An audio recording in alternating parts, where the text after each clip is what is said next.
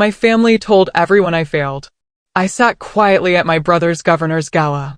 His boss, the governor, looked at me and whispered, "Wait, you're the room stilled." Even my father couldn't speak. They called me the failure, the disappointment, the cautionary tale. For 34 long years, my own family whispered it behind my back, or sometimes right to my face. But everything changed one night at a glitzy gala when a single whisper from the most powerful man in the state shattered their carefully constructed lie. I watched my brother's face drain of color, and in that instant, years of family betrayal exploded into the open. If you've ever felt invisible, dismissed, or underestimated by the very people who should believe in you most, stay with me. Because this is the story of how I turned that crushing underestimation into my ultimate superpower. Growing up as a Reynolds in Boston wasn't just about a name, it was a destiny. Our family adorned buildings, dominated society pages, and held keys to doors that remained firmly closed to others. The Reynolds legacy was built on old money, banking, business, and maintaining appearances at all costs. My parents, Robert and Elizabeth Reynolds, had a rigid blueprint for their children: excel academically, attend an Ivy League, pursue finance or law, marry well, and above all, never cause controversy. From my earliest memories, it was painfully clear that my older brother Ryan was their perfect creation, their golden boy. Handsome, athletic, and effortlessly charismatic, he moved through our privileged world with an easy charm. Ryan played by the rules, instinctively understanding the unspoken social code. When he brought home straight A's, my father beamed with pride. When he became captain of the lacrosse team, my mother threw an elaborate dinner party just to celebrate. Me? I was different. Not a rebel with a cause, not yet. Just relentlessly curious, always asking why, when everyone else accepted because. While Ryan worked prestigious country club events, I disappeared into dusty history books and government essays. My parents called it a phase, a quaint, inconvenient quirk I'd eventually outgrow, assuming I'd eventually fall neatly into line. The first real sign of trouble came during my sophomore year of high school. Our English teacher assigned a political analysis project. Most kids chose safe topics, but I picked a controversial environmental policy, one that directly threatened the interests of several companies tied to our family's investment portfolio. My research was meticulous, my analysis nuanced, and I earned the highest grade in the class. Instead of praise, my parents were horrified. Utterly horrified. They'd heard about my project from another parent at a charity function. "Do you have any idea how this makes us look, Kennedy?" my father demanded that night, pacing our mahogany-paneled study like a caged lion. The Harringtons were there. Their foundation is considering a major partnership with us, and now they think we've raised some radical environmentalist. But my research was accurate, I stammered, my voice barely a whisper. The data shows these policies are harmful. Isn't the truth important? My mother's sigh, that familiar soundtrack to my inappropriateness, followed by a line that has echoed in my mind ever since. "Darling, there's the truth, and then there's what's appropriate. You need to learn the difference." That became the pattern. When I joined the debate team instead of cheerleading, it was impractical. When I expressed interest in political science instead of business or pre-law, it was rebellious. Every choice I made, every deviation from the carefully constructed Reynolds blueprint, was treated as a personal affront to our family's impeccable legacy. By senior year, the contrast between Ryan and me was stark. He'd already been accepted early decision to Harvard, following effortlessly in our father's footsteps. He moved through life with the easy confidence of someone who had never once questioned their path. Meanwhile, I found myself drawn to issues of social justice and political reform. I volunteered at a local campaign office, fascinated by the gritty, unglamorous process of governance. The campaign workers didn't care about my family name. They cared about my ideas, my work ethic. For the first time, I felt valued for who I was, not how well I conformed to expectations. When college application season arrived, I made a decision that would permanently cleave me from the life they had meticulously planned. Despite having the grades and the legacy connections for any Ivy League school, I chose a well-respected state university with an exceptional political science program. The night I announced my decision, my father's face flushed crimson. "You're throwing away opportunities people would kill for," he said, his voice dangerously quiet, laced with a fury I rarely saw. "This isn't just about you. This is about generations of Reynolds before you who worked to secure your future." "I'm not throwing anything away," I replied, struggling to keep my voice steady, my heart pounding. "I'm choosing a different path." "A path to nowhere," my mother sneered, her voice laced with a derision that stung. "Political science? What does that even lead to? Government work? Campaigning for lost causes?" What neither of them could grasp was that I had discovered something they had never valued, a burning sense of purpose beyond wealth accumulation and social standing. In their eyes, I'd committed the ultimate, unforgivable sin. I'd looked at the life they prescribed and decided it simply wasn't enough. As Ryan packed for Harvard that fall, relatives and family friends showered him with congratulations and advice. For me, just those tight, brittle smiles and questions that felt less like inquiries and more like accusations. "Are you sure about this choice, Kennedy? Isn't it still possible to transfer to somewhere more suitable?" What none of them knew was that beneath my calm exterior, I was nurturing political ambitions that would have shocked them all. I didn't just want to study politics. I wanted to change the system from within. But I kept those dreams to myself, knowing they would only provide my family with more ammunition against me. The day I left for college, my grandmother, Grace, slipped a note into my hand. Her words, scrawled on a tiny slip of paper, "Be brave enough to be different. Someone has to." It was a lifeline, a whisper of encouragement in a sea of disapproval, and I held on to it like a talisman through every challenge that came. The University of Massachusetts campus was a universe away from the ivy walls of Harvard. Here, merit mattered more than family connections, and diversity of thought wasn't just tolerated, it was celebrated. For the first time, I could breathe. I could think. I could be. During my first semester, I enrolled in a political theory course taught by Professor Diana Mitchell, a former legislative director who had left Washington to shape the next generation of political thinkers. From the moment she challenged my analysis of a Supreme Court decision in that first class, I knew I had found a mentor who would push me to think deeper than ever before. "You have a natural instinct for policy analysis," Professor Mitchell told me after class one day. "But you need to learn to trust your voice. Your ideas matter, Miss Reynolds." Her words, so simple, yet they hit me like a revelation. No one in my family had ever said that. They only cared how my ideas reflected on them. While I immersed myself in political theory and constitutional law, Ryan was thriving at Harvard. My parents' social media accounts featured endless photos of him at business school events, networking with family connections, interning at prestigious financial firms. Our paths couldn't have diverged more dramatically. During my sophomore year, I joined a campus advocacy group focused on educational equity. We organized peacefully, researched thoroughly, and presented data-driven solutions. When our efforts resulted in expanded scholarship opportunities for low-income students, I experienced a kind of fulfillment I'd never known. This wasn't abstract theory. This was creating tangible change in people's lives. My growing passion for advocacy made holiday breaks increasingly tense. Their subtle disapproval had hardened into something far uglier, outright, aggressive dismissal. At Thanksgiving of my junior year, Ryan regaled the table with stories of his summer internship at a top investment bank. My father, practically preening with pride, asked detailed questions about Ryan's networking connections. "And what about you, Kennedy?" my Aunt Margaret asked during a lull. "Are you still doing that political thing?" Before I could answer, my father waved his hand, a dismissive flick that felt like a slap. "Kennedy is still finding herself," he'd said, as if my entire being was a temporary inconvenience. "Hopefully, she'll get serious before graduation." I stared at my plate, swallowing both my retort and my hurt. "Actually," I said quietly, surprising even myself, "I've been offered a campaign position for Senator Warner this summer." The table fell silent. My mother forced a tight smile. "How interesting. Will it pay well?" "It's about the experience, the impact," I countered, though my voice trembled slightly. My father scoffed.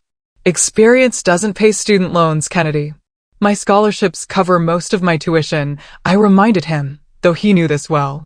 Scholarships that could have gone to someone who needed them if you had just accepted Harvard's legacy admission, my mother added, twisting the knife. Ryan, to his credit, attempted to change the subject, but the damage was done. Once again, I was the family disappointment, pursuing that political thing instead of a proper career. Professor Mitchell became my refuge.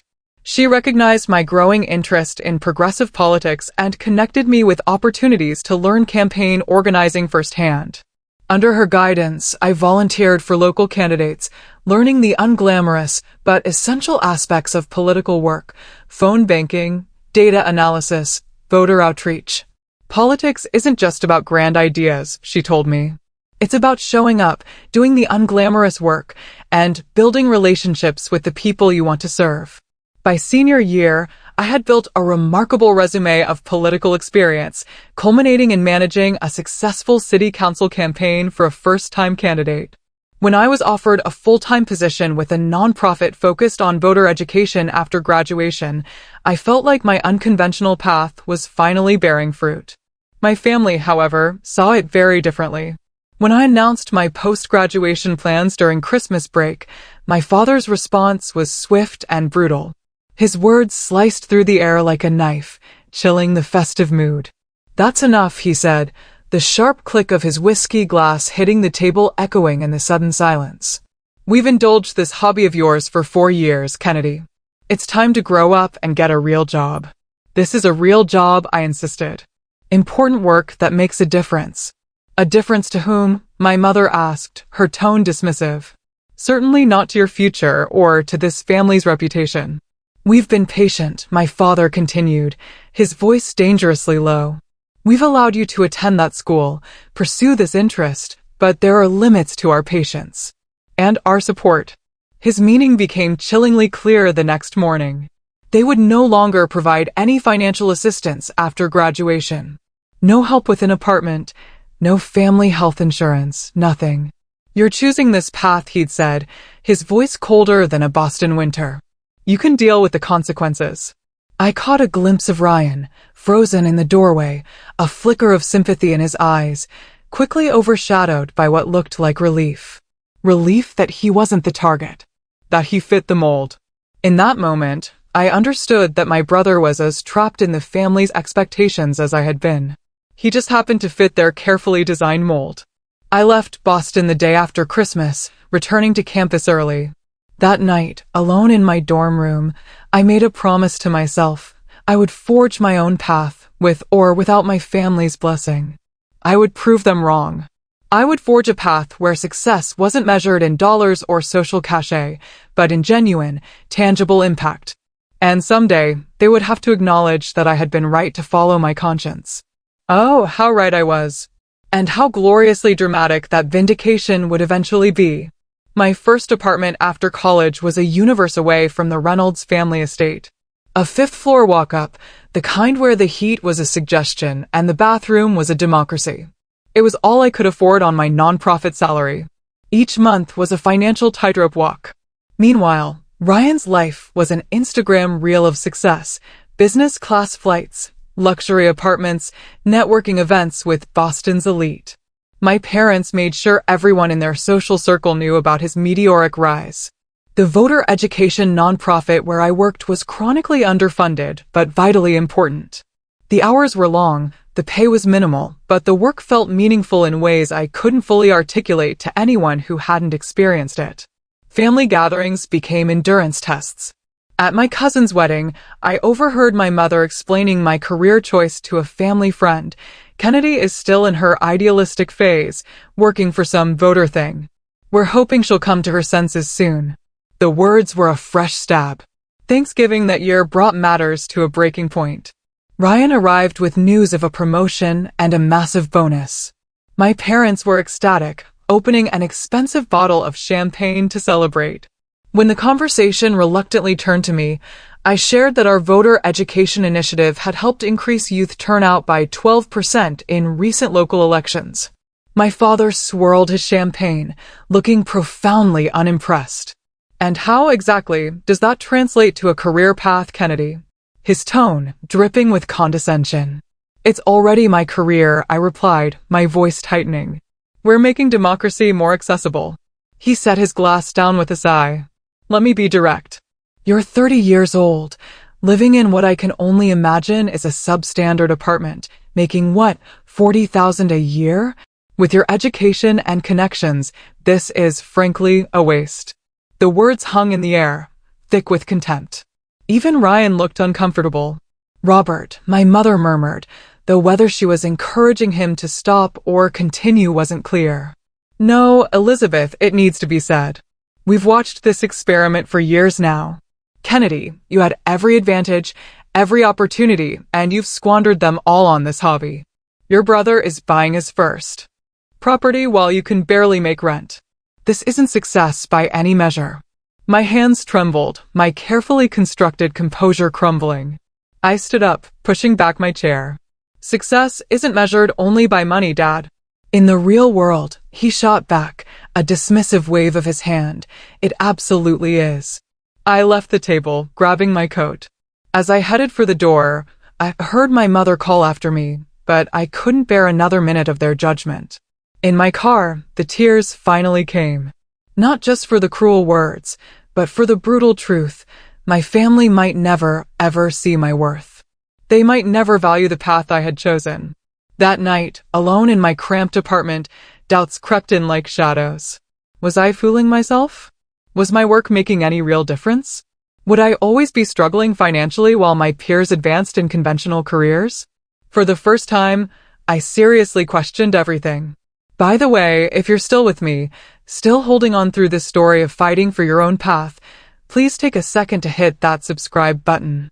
More unbelievable stories and reflections on resilience are coming, and I don't want you to miss them. The turning point came 2 weeks later at a community forum our organization had arranged. A young single mother approached me after the event, her eyes bright with a quiet, fierce purpose. Before your program, I never voted, she told me, her voice thick with emotion. Never thought it mattered for people like me. Now my daughter sees me researching candidates, filling out my ballot. She knows her voice will matter, too, someday. That's because of you. Her words. They were a jolt of electricity, restoring my wavering faith. This was why I had chosen this path. Not for wealth or status, but to help people recognize their own power in our democracy. Around this time, I met Logan Mitchell at a political fundraiser. He was Professor Mitchell's son, Logan, and he saw me. Truly saw me. Tall, with thoughtful green eyes and a quick mind, he was the first person who seemed to genuinely understand my passion without questioning its validity.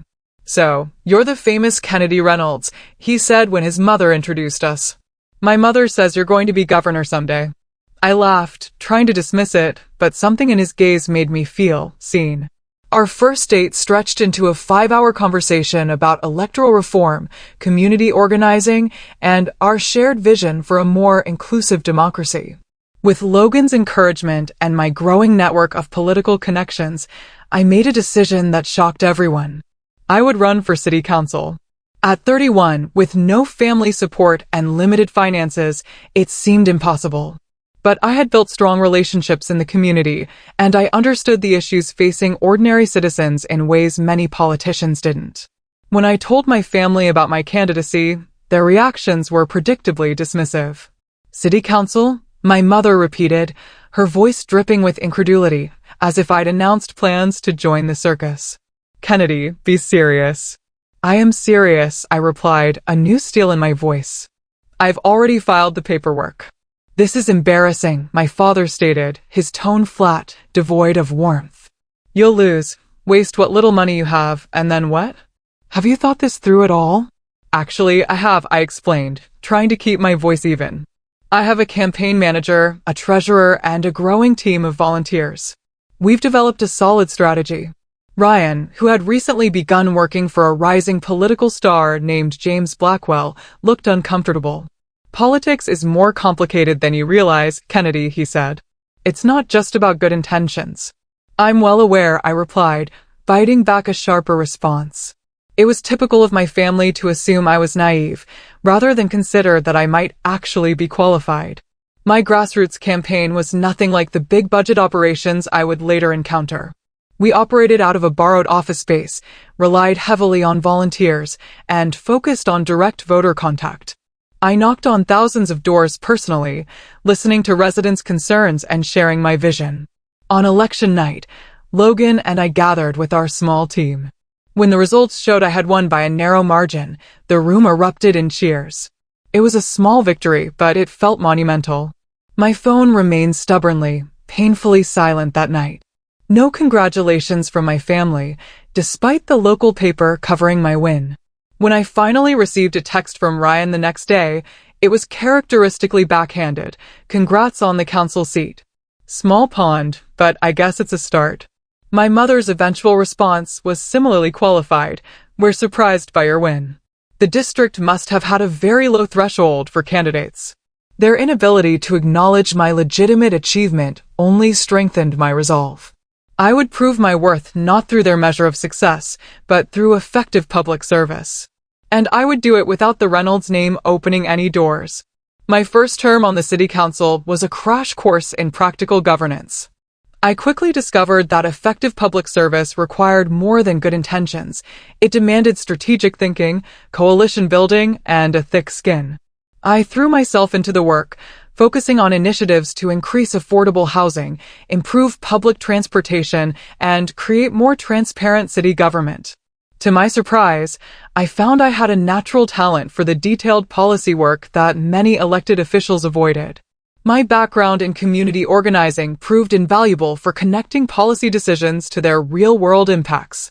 6 months into my term, a local reporter wrote a profile highlighting my effectiveness. The article caught the attention of several state-level political operatives who began to see me as a rising talent.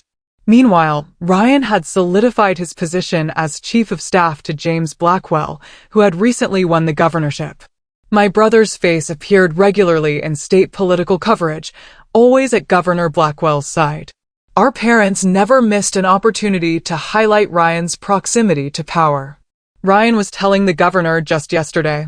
My mother would begin at dinner parties while I sat silently, picking at my food. My work on the city council was treated as a curious hobby in comparison. Despite this persistent dismissal, my reputation as an effective public servant continued to grow. By the end of my first term, I had successfully championed several significant policy initiatives. Local media began to speculate about my future political prospects, suggesting I might be well-positioned for higher office. When a state senate seat in my district unexpectedly opened, a coalition of community leaders and progressive organizations approached me about running. The opportunity was both exciting and intimidating. A state senate race would require significantly more resources and face much greater scrutiny.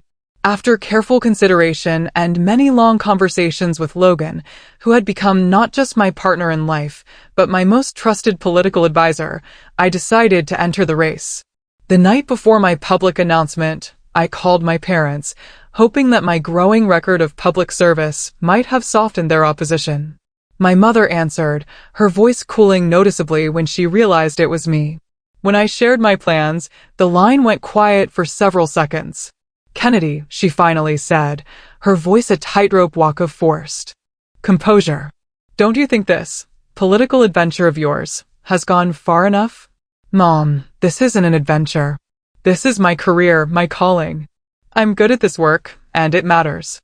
"What matters," she replied, cutting me off, "is that you're continuing to alienate yourself from this family. Do you have any idea how difficult it is for us to explain your choices to our friends? To have one child working respectably with the governor, while the other insists on this public crusading. I'm not asking for your approval anymore, Mom," I said, my voice barely a whisper, yet firm. "I'm 33 years old. I'm just letting you know out of courtesy." "If you announce this campaign," she said, her voice hardening, "do not expect any support from us, financial or otherwise. You will be completely on your own." "I've been on my own for years, Mom. Nothing new there." The line went silent again before she spoke with chilling finality. "I really thought you would outgrow this phase, Kennedy. Your father, and I can't keep watching you throw your life away on these political fantasies." The line went dead, and with it, any lingering hope of reconciliation. Pursuing my political ambitions might mean permanently sacrificing my relationship with my family. It was a steep price, but I had come too far to turn back now. The state Senate campaign was grueling. My opponents used my family's lack of support against me, suggesting that even those who knew me best didn't trust my judgment. The Reynolds family has a long tradition of public service. Anonymous quotes appeared in political coverage. Kennedy's approach is considered unconventional within the family. Through it all, Logan remained my rock. "They'll use your family against you," Logan warned, his voice soft but serious after a particularly difficult campaign day. "They'll find ways to suggest that if your own family doesn't support you, voters shouldn't either." "I know," I sighed, staring at the ceiling of our apartment. But is that reason enough to step aside? To let someone else take this opportunity? The political moment was critical. Several pieces of legislation affecting education funding and healthcare access, my core issues, were expected to come before the Senate, with votes likely to be decided by the narrowest of margins. The possibility of influencing these national policies was compelling. After days of deliberation, I made my decision. I would run. But this time, I would run on my own terms, with an unusual, almost radical strategy. I would keep a deliberately low media profile, focusing on substance over personality and retail politics over splashy events. "It's unconventional," admitted my campaign manager, Andrea Clark, when I outlined the strategy. But it might actually work. People are tired of political celebrities. They want someone who puts in the work. One night, after a particularly bruising day, Logan simply asked. No grand gestures, just quiet, sincere words in the sanctuary of our apartment. "Whatever happens with this election," he said, holding out a simple ring, "I want you to know that someone believes in you completely." We were engaged. The campaign required a level of discipline unlike anything I had previously experienced. I immersed myself in policy briefings, participated in small community forums, and authorized my team to decline most national media requests. I appeared in carefully selected local outlets where I could discuss substantive issues without being reduced to family drama. This approach confused my opponents, who were accustomed to candidates eager for any media exposure. Their confusion turned to concern when internal polling showed my message resonating with voters tired of political theater. Through indirect channels, I learned that Ryan had taken notice of my campaign. As Governor Blackwell's chief of staff, he now occupied a position of significant influence. Though he made no public statements, I heard he had privately expressed dismissive views about my chances. What I didn't know until much later was that my father had actually asked Ryan to use his influence to quietly undermine my campaign. To his credit, Ryan refused, though not out of loyalty to me, but because he recognized that such meddling could backfire politically if discovered. My parents' attitude toward my Senate run moved beyond disapproval to active embarrassment. Through Grace, I learned they had begun telling friends and associates that I had failed at politics and had unrealistic ambitions. A narrative so absurd, so utterly divorced from reality, it would have been laughable if it hadn't sliced so deeply. "They just can't accept that you've succeeded on your own terms," Logan said, holding me one night when the weight of family rejection felt particularly heavy. "It contradicts everything they believe about success and the Reynolds way." The final weeks were a blur. On election night, surrounded by our closest supporters, Logan and I watched as the results defied conventional political wisdom. By a margin narrow enough to require careful verification, but clear enough to avoid a recount, I had won. At 36, I had become the youngest woman ever elected to represent our state in the U.S. Senate. The victory celebration was subdued and brief. There were no calls from my parents or Ryan, no acknowledgement of this historic achievement. As I prepared for the transition to Washington, I discovered through back channels that my family had intensified their narrative about my supposed failures. At Boston's social functions, they spoke of me as someone who had never found her footing, a fiction maintained even as national publications were identifying me as a rising political talent. This complete denial of reality reinforced my decision to maintain distance. I had a job to do, constituents to represent, and policies to shape. The energy I might have spent trying to win my family's approval would be better directed toward the work ahead. The irony wasn't lost on me. In rejecting the path my family had chosen, I had achieved a position of influence far beyond what they had imagined possible. Yet, this success only seemed to deepen their resentment rather than earn their respect. As I was sworn into the United States Senate, placing my hand on the Constitution and pledging to faithfully execute my duties, I thought of my grandmother's words, "Be brave enough to be different." Someone has to. In that solemn moment, I silently thanked her for being the one person in my family who had seen my difference not as failure, but as strength.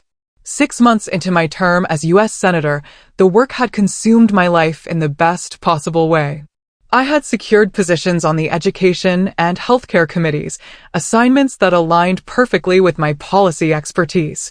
My approach mirrored my earlier political work, thorough, substantive, and focused on results rather than headlines.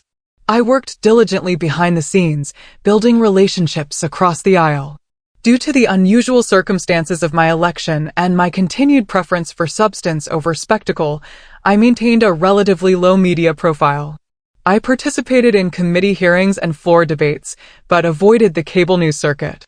This had an unexpected side effect. Outside of political circles and my home state, I wasn't immediately recognizable. I could often move through public spaces without the scrutiny many elected officials faced, a small luxury in the fishbowl of Washington politics. Then, the invitation arrived. A Tuesday morning in June. Elegant. Cream-colored cardstock with embossed lettering.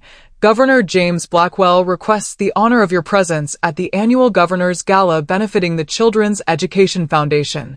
No personal note. Just the formal invitation sent to hundreds of political and business leaders. My name, I suspected, was simply on a list of elected officials. No one had connected the dots. Not yet. Are you going to go? Logan asked that evening, finding me still contemplating it at our kitchen table. I don't know, I admitted. It feels like walking into the lion's den. Maybe it's time, he suggested gently. You've proven yourself beyond any reasonable doubt.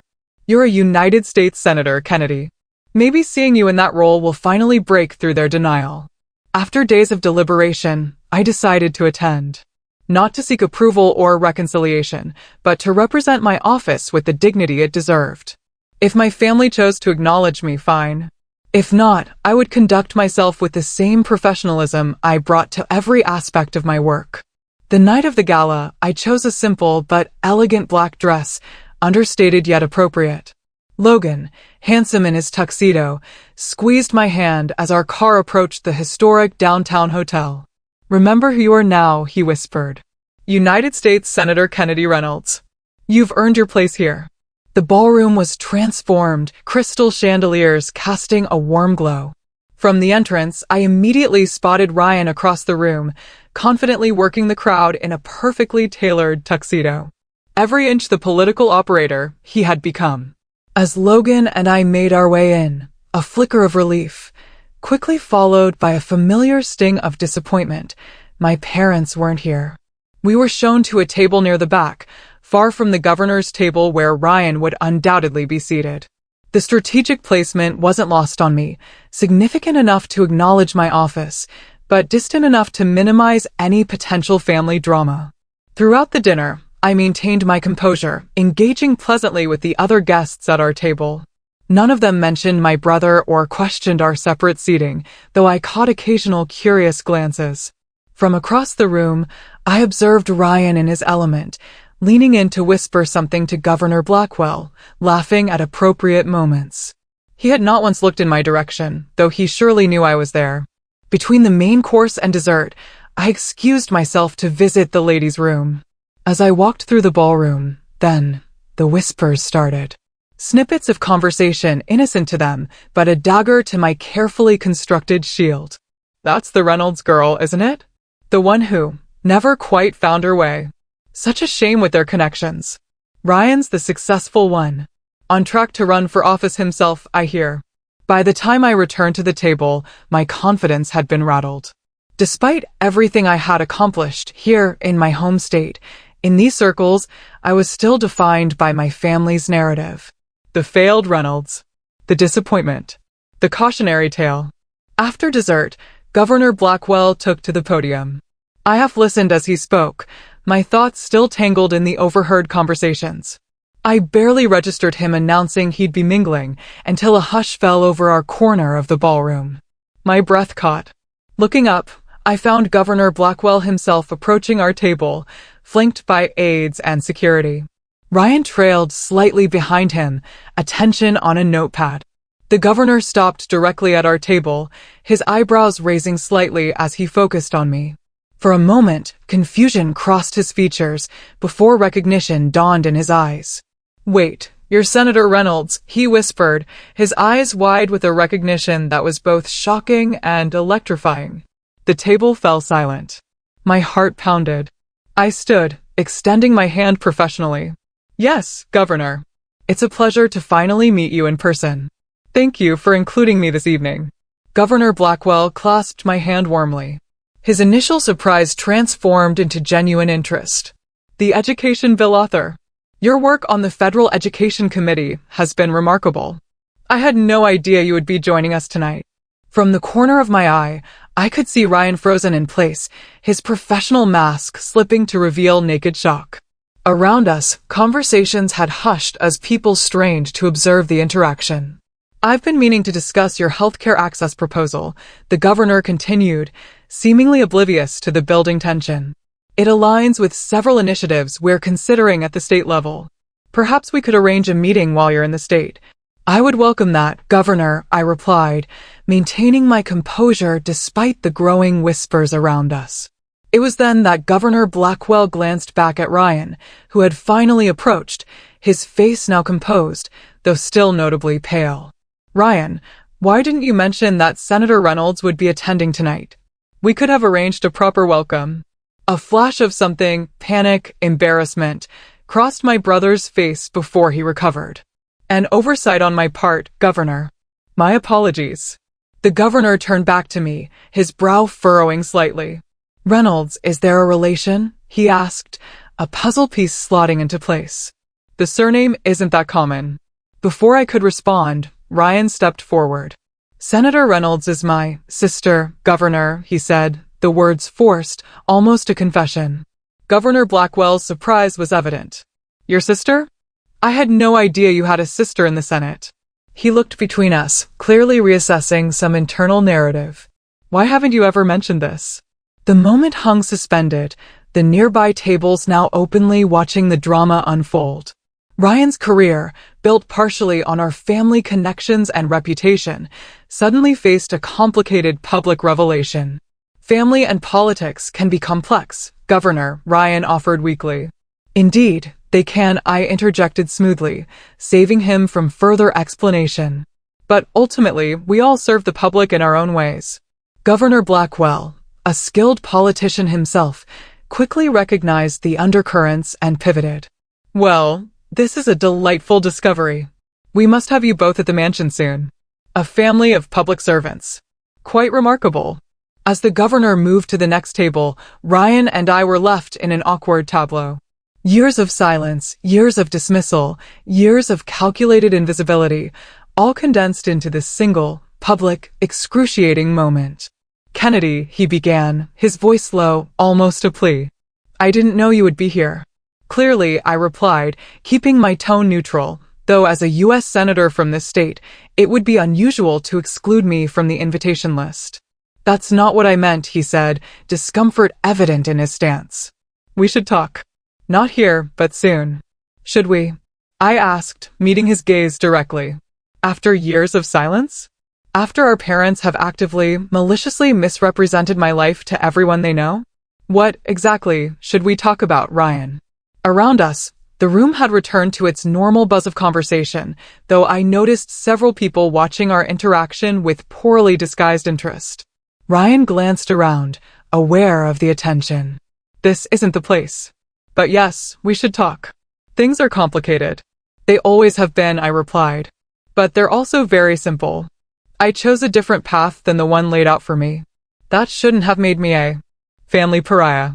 Before he could respond, Logan gently touched my arm. The governor's wife is trying to get your attention, Kennedy. Indeed, across the room, the First Lady was gesturing for me to join her group. The revelation of my identity had clearly altered my status at the event. We'll continue this another time, I told Ryan, straightening my shoulders. I have people to meet. As I moved away, head held high, I felt a weight lifting. The burden of hiding, of being diminished, of accepting my family's narrative about my life. Here, in this very room where I had entered as the disappointing Reynolds, I was now being recognized as Senator Reynolds, respected for my own accomplishments rather than measured against family expectations. The remainder of the evening passed in a blur of introductions and conversations. Political leaders who had barely acknowledged my arrival now sought me out. Business executives expressed interest in my committee work. Through it all, I maintained my professional demeanor, neither gloating over the revelation nor appearing affected by the years of family rejection it had exposed. As Logan and I finally prepared to leave, Governor Blackwell approached once more, this time without Ryan in tow. Senator Reynolds, he said quietly, I hope you'll forgive my ignorance earlier. Had I known of your relationship to my chief of staff, I would have ensured a more appropriate welcome. No apology necessary, Governor, I assured him. Family circumstances can be complicated. He nodded thoughtfully. Indeed. Though I must say, having observed your work in the Senate, particularly on education reform, I find myself questioning the narrative I've heard about you through certain channels. You're clearly an exceptional public servant. Thank you, Governor. That means a great deal. As our car pulled away from the venue, Logan took my hand. You handled that with incredible grace.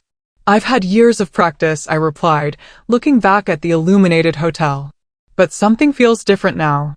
Like the truth has finally broken through. The truth was always there, Logan said gently. But now others can see it too.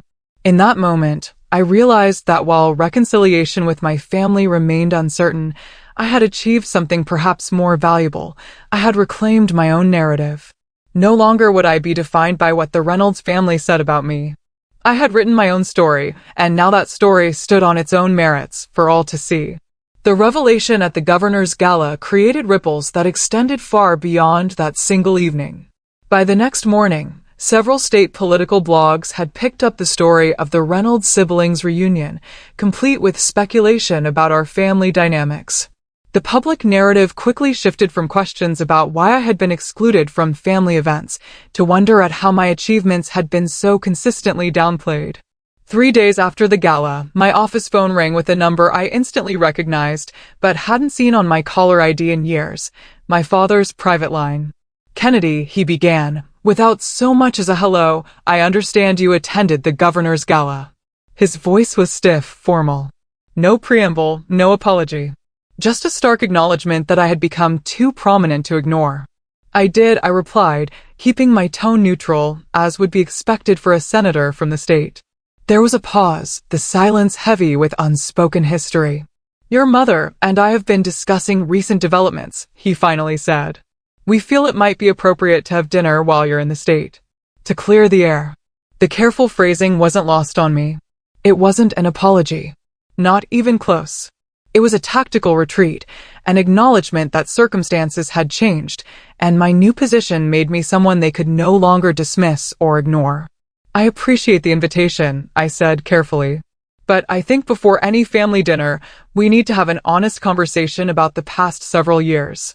The past is the past, Kennedy, my father replied, his tone suggesting irritation at my lack of immediate agreement. Looking backward serves no productive purpose. I disagree, I said firmly.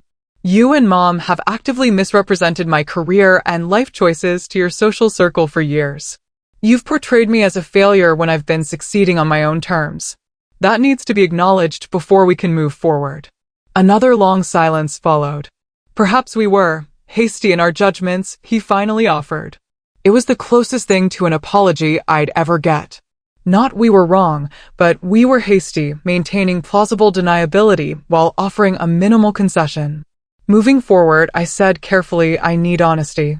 If you want to be part of my life, you need to respect the life I've built. My career, my marriage, my choices. I won't accept anything less. The dinner ended with tentative plans for future contact, but no real resolution. As we left, my mother embraced me stiffly, whispering, "We are proud of you, Kennedy." In our way. Those qualified words encapsulated our relationship perfectly, acknowledgement wrapped in conditions, acceptance limited by their way of seeing the world. Ryan proved more complicated. A week after the gala, he requested a private meeting at a coffee shop near my district office. When I arrived, he looked different than he had at the governor's event. Less polished, more human, with shadows under his eyes suggesting sleepless nights. "I owe you an apology," he said after we'd settled with our coffees. "Not just for the gala, but for years of complicity." His directness surprised me. "Complicity in the family narrative about you," he clarified. "I knew it wasn't accurate. I knew you were succeeding, making a real difference. But I never corrected them, never stood up for you. Why didn't you?" I asked. The question that had haunted me for years, finally spoken aloud. Ryan stared into his coffee. "It was easier not to. As long as you were the disappointment, I didn't have to question my own choices. I could be the golden sun without ever truly looking at the gilded cage I was living in." "And are you happy?" His hesitation told me everything. "I'm successful by their measure," he finally said. "But watching you forge your own path, standing on your principles, even when it cost you family support, it's made me question things." Our conversation that day didn't immediately repair years of distance, but it opened a door. Unlike our parents, Ryan seemed genuinely interested in reestablishing a relationship based on honesty rather than appearances. Over the following months, we began exchanging occasional texts and calls, slowly rebuilding a connection separate from our parents' influence. The most unexpected reconciliation came from my grandmother, Grace. Following the Gala revelation, she contacted me with an astonishing confession. She had been following my career closely all along, saving news articles about my legislative achievements and even watching committee hearings online. "I always believed in you," she told me during a private lunch at her assisted living facility. "But I was a coward. I should have defended you more openly to your parents." "You were the only one who showed any support at all," I reminded her gently. That meant everything to me. Grace took my hand, her paper-thin skin cool against mine. "I want you to know something. Your grandfather, my husband, he was like you. Questioned everything. Wanted to make a difference, not just accumulate wealth. Your father, he rejected that side of himself to please his father. When he saw that same fire in you, Kennedy, so strong and undeniable, I think it frightened him, reminded him of the path he didn't take. This revelation illuminated my family dynamics in a new light. Perhaps my father's rejection wasn't just about my choices, but about what those choices reflected back to him about his own life. As my first term in the Senate progressed, I channeled these personal insights into my legislative work. I became a leading voice on bills supporting family mental health resources and programs to help first-generation college students navigate systems their families couldn't guide them through. My personal experience of forging a path without family support gave me a unique perspective on the challenges faced by those without built-in advantages. Logan and I began having serious conversations about starting our own family. The prospect of parenthood raised inevitable questions about what kind of family culture we wanted to create. "I know exactly what I don't want," I told Logan one night. "I never want our child to feel that our love is conditional on them following a prescribed path." "We'll make mistakes," Logan reminded me gently. "All parents do. But we'll make different ones than your parents made." The journey toward creating our own family coincided with a gradual, cautious reconnection with my parents and Ryan. Holiday gatherings remained somewhat strained, but there was genuine effort on all sides. My mother made a point of asking about my legislative priorities. My father, in his own awkward way, began occasionally forwarding articles about my work with brief notes of approval. On my 40th birthday, my parents hosted a small dinner at their home. The first such invitation I'd received in over a decade. As we gathered in the formal dining room, where I'd experienced so many painful family interactions, my father surprised everyone by raising his glass in a toast. "To Kennedy," he said, his voice gruff with emotion he rarely displayed, who had the courage to define success on her own terms. You've made a difference in ways that exceed what we could have imagined for you. It wasn't a full acknowledgement of past wrongs, but it was sincere appreciation of my path, something I had stopped expecting years ago. I accepted it for what it was, an imperfect olive branch from an imperfect family. Looking around that table, at my parents trying in their limited way to bridge the gulf between us, at Ryan with his newfound willingness to question the family script, at Logan, who had shown me what unconditional support truly meant. I realized that all relationships exist on a spectrum of health and dysfunction. Maybe perfect reconciliation wasn't the goal. Maybe genuine, imperfect connection in the middle ground was enough. The deepest lesson of my journey wasn't about politics or even family, but about authenticity.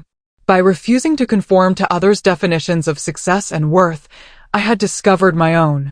The path had been harder, lonelier at times, but ultimately it led to a life aligned with my values rather than someone else's expectations. As I look back now, I see that being underestimated, that had been my greatest strength all along. It forced me to rely on my own judgment, to build resilience, to find value in myself rather than in others' approval. Those qualities served me well, not just in politics, but in the more fundamental human challenge of living an authentic life. What about you? Have you ever felt diminished by the people closest to you? How did it shape you? Did it break you down or build you up? Sometimes our greatest strengths emerge from our deepest wounds if we're brave enough to forge our own path through the pain. Thank you for staying with me through this story. If it resonated with you, please consider subscribing and sharing with others who might need to hear that being underestimated can become their superpower too. Let me know in the comments about your own experiences with family expectations. Sometimes sharing our stories is the first step toward healing for all of us. Until next time, remember that true success isn't measured by other standards, but by the courage to live authentically, according to your own.